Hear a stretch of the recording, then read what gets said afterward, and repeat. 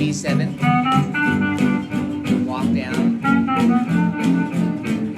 A minor 6, C minor 6, back to D7, and G6, and back to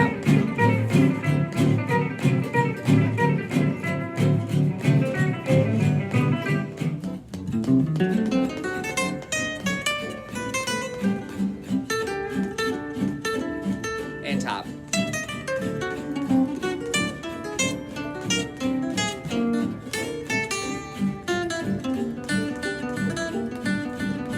Here's diminish.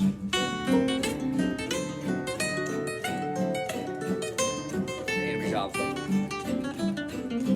Embellishment. Maybe more diminish.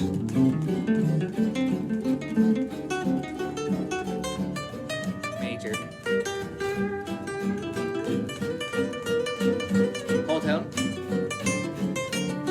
Right, yeah, 5-1. So this is actually the same A section as Avalon.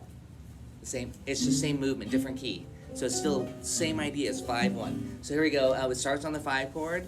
Every star above knows the one I love. Sweet G6. And then back to the D9. Every moon up high. I'm just showing you the specific voicings I like.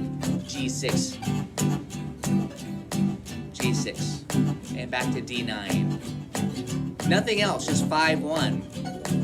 No other added chords in 1. You don't have to do any walk downs. You don't have to do this. You can do that for movement, but I'll show you that in a second. G6, minor 7, D7, A minor 7, D7. You could just do D7 for 4 bars. And this is, again, the A section. Just makes it super easy. Just listen to the old Django recordings. That's what they do. They don't do the A minor to D. They just do this. Bam. This is just like Avalon. Okay, you have the 5 chord, and it goes to the 1. It could be all simplified. They start to put in 2 5s if you want to. You can do A minor, D7, A minor, D7. Let's go ahead and fancy it up now. Now that I showed you the first level, let's fancy it up here on that. This is with the 2-5 movement. G6, D9, G6. Walk down. Do, do, do. Nice. D9. G6. D9.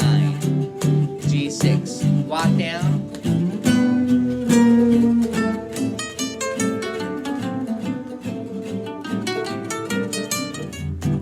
And then this.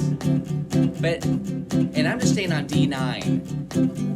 That's the early Django recordings. But then, of course, you can add all this stuff in. Right here. You can bring out. You can walk the bass all around if you wanted to. And Django would often be the person who's walking the bass. The other rhythm guitar players would just keep it very straight. Just very, quarter note pulls. So you don't have to do too much. 6 arpeggio. And then C minor 6. You want to bring out that 6 flavor. C minor. Again.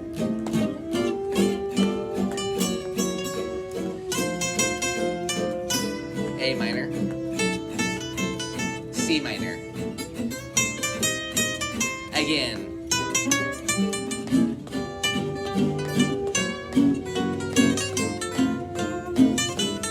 A minor, slide it, C minor, again, G, F sharp, F, nice, and A minor. Good. And now slide up C minor. 9. A minor. Yeah. Take another.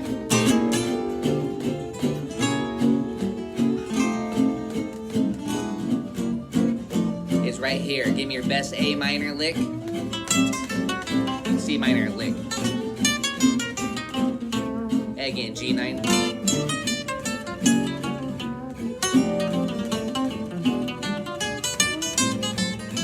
C minor. G9.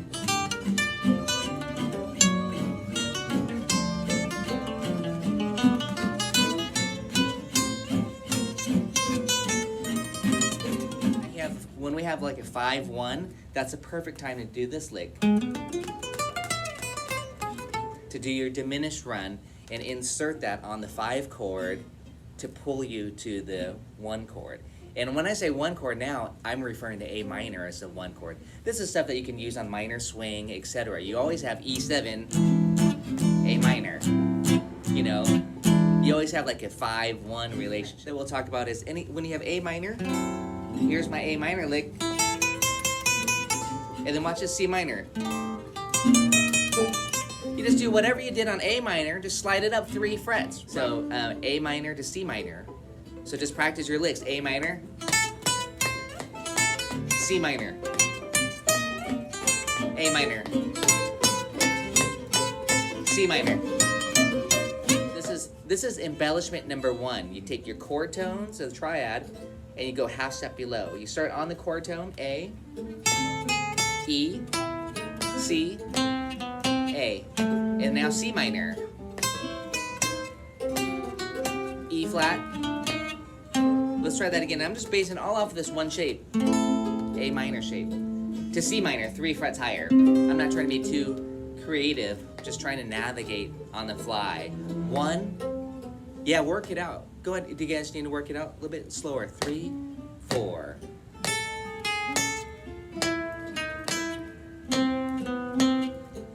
C minor.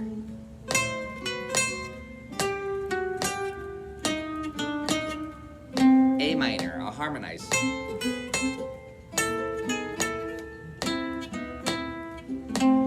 C minor. Sounds so good. Just that. Again, I'll play chords. I'm speeding up just a little bit. A little bit faster. A little bit faster. Da da da, dee da da, dee da da da. C minor. Ba ba ba, beat. Yeah. A little bit faster. 3, 4. Da da da, dee. And these are what I call the, my boot camp exercises. I got many of them on various songs, but the concepts can be applied to any song. Nice. A little bit faster. A minor, C minor. Great. Beautiful. Exact. Do do do. Well, the lick is this. 1, 2, do do do do do do do. You want to start on D. Go chromatically 1 note below, and then walk it up to G. So here I'm just demonstrating on 1 finger, 1. I think it's very important, again, just to not worry about the full chord, just to get the bass line movement, because you can do it with your lead too. You could go like this.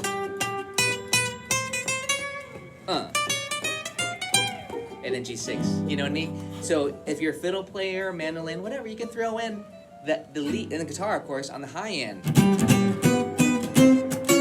1. And I just have that ending, I call it the ending lick, worked out so that you can do it anywhere in any key. This da da da da da da da da. 1 da da da da da da da. To be able to do that lick anywhere, I always say. If you go chromatically down at the same time somebody else is going chromatically up. Well, you're not going to do the half step though. You're just going to go straight down. 1. Exactly. That sounds really great too. Sounds beautiful together. Yeah. We'll talk about that in a second. That's another great lick. But this one's definitely the lick. Yeah, the ending lick. The ascending lick. So people wouldn't go like, oh, you did that one wrong. No. They sound great together. It creates this counterpoint.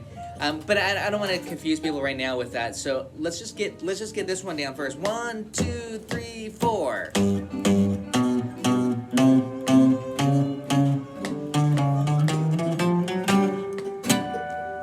G6 or whatever your favorite G7 chord is. Maybe you want it sweet, you would do G major 7. You got the bass line mapped out, G/B. This is why I say stay on the 6th string, C6, C sharp dim, and then our ending lick, 1. Sweet Sue, ending, just you. Where I normally would finger it like this.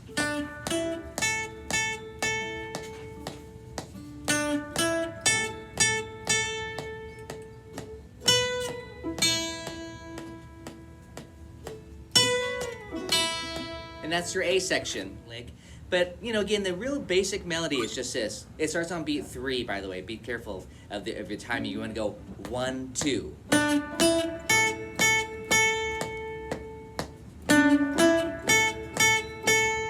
1, 2. 1, 2. So just remember, really, if you look at the whole phrase, everything is on 3. It's always beat 3. It goes 3, 4, 1, 2, 3, 4, 1, 2. So one thing that I like to do, just embellishment of it, is sometimes I'll go da da da. I'll walk down into the note.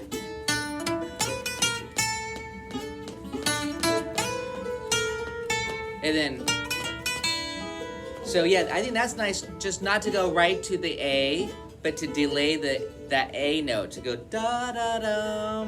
Again, it's almost like, you know how we're on the on an A minor chord essentially? It's almost doing this. Or this. Those are from the embellishment worksheet. Some of you have that, the triad embellishments. We'll get more into that when we're dealing with our soloing. But basically, just think, what would I do on an A minor chord?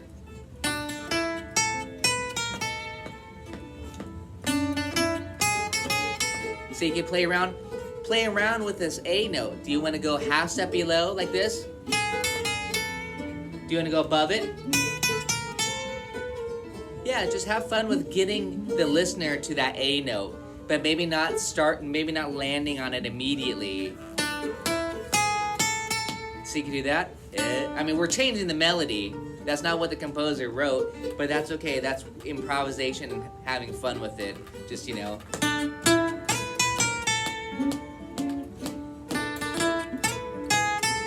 So there I went above it. I went like this. But then on the second time, I went like this. You're that's called enclosure. You're using this technique to where you have a target note, the A, but we're going above it and below it, then we're going into the note. Or, again, we can start, those little chromatic notes add a lot of color. And then not only that, for this last, like instead of doing this, I went da, the bluesy note, B flat to B, ba da da da da, 2, 3. And now you have a simple arrangement, maybe, or maybe this, and then maybe this.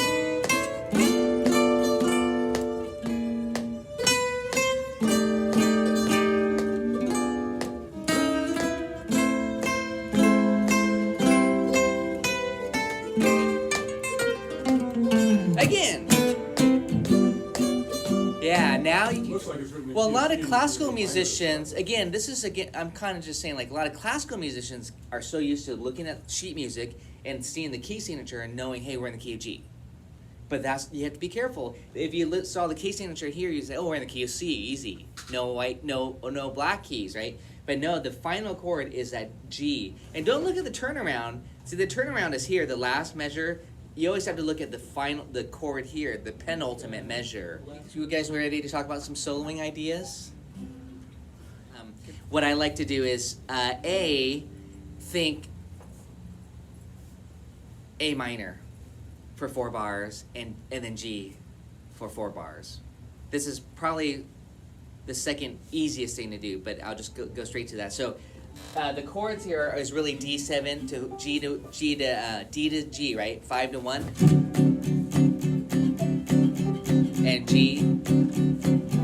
That's the basic chord. I'm gonna think A minor right here. G. A minor. And then G. A minor.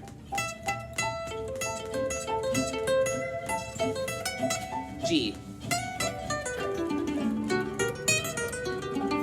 So this is my favorite trick to do on a song that uses 2-5, 2-5, 2-5, 2-5, is I just simplify my thinking. Just do this. A minor. A minor. G. And it feels like it resolves nicely. That A minor to the G. Not D7. I'm not doing D major, but I'm thinking just A minor. And then G. And that's just showing you. And then, of course, from there, you're like, well, what do I do on A minor? G.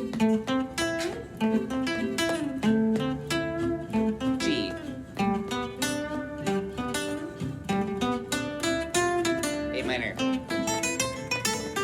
And this is where you just want to build your vocabulary of licks and phrases. You know, your A minor licks. What would I do on minor swing? And then we want to be able to insert those ideas and runs here. And what would I do on a G major chord? Might be kind of bluesy. A minor. And again, you can get a lot of that stuff from my etudes. I'm just trying to show you more conceptually what I'm thinking as far as, you know, when you're seeing all these chords. You could just simply think A minor for 4 bars and then G for 4 bars.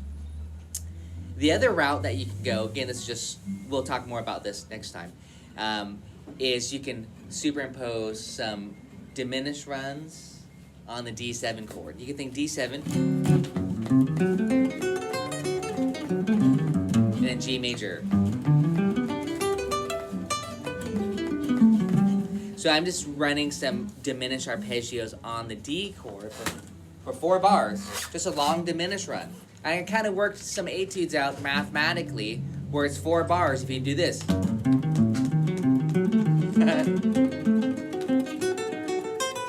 And then just, it fits mathematically. I know it's 4 bar licks, etc. And you can start it in 4 different places. You know, those are kind of runs. Or you can do simplified runs, etc. So, you know, those are, again, are some nice tools. Or you might not be so calculated. You just might say, hey, I'm just going to do a diminished 7 arpeggio.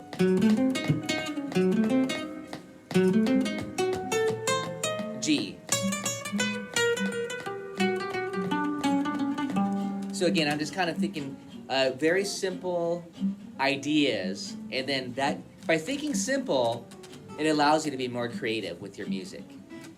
Don't overthink it like A minor, D7, A minor, D7, G, A minor. So many chords on that chart. Just think D7 for 4 bars, G6 for 4 bars. That will allow you to be more creative and have fun with it.